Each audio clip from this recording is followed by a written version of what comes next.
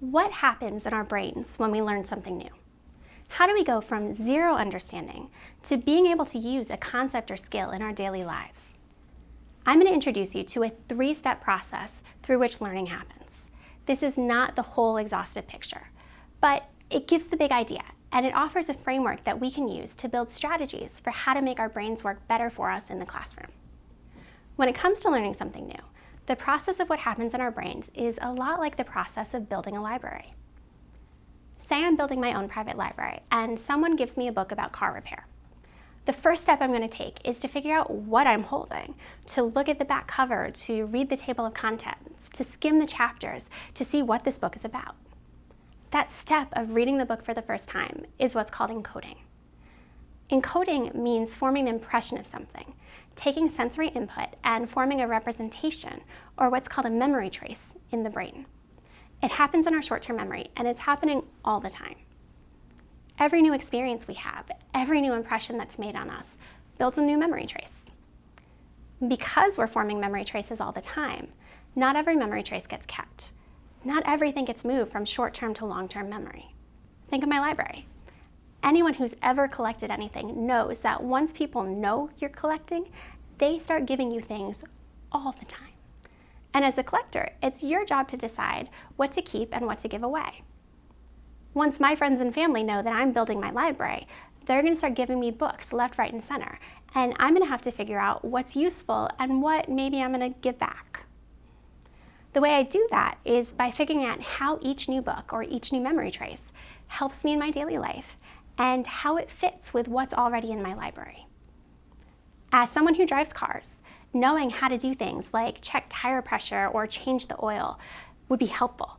So having a book about how to do those things in my library is going to be useful to me.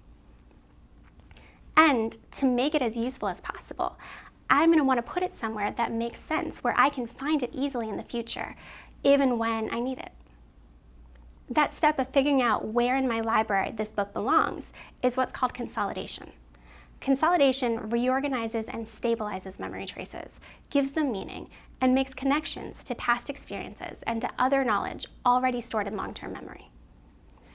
To put that another way, consolidation takes the new information we've taken in and connects it with other ideas that we already have to what we already know, drawing on our prior knowledge. For my library, it means taking the book that I've just decided to keep on car repair and recognizing that it probably belongs over there with my old driver's ed manual that I have from high school, and maybe next to the book of maps that I've got ready for my next car trip. It also means separating the book from what it isn't, say from my collection of cookbooks or my books on art and photography. If step 1 was reading the book, step 2 is taking the book and finding a good home. Step 3 then is finding the book later on, using my library. Say I wake up one morning and my car won't start. If all I have is a huge building full of books piled at random, it would be impossible to find my car repair manual when I needed it.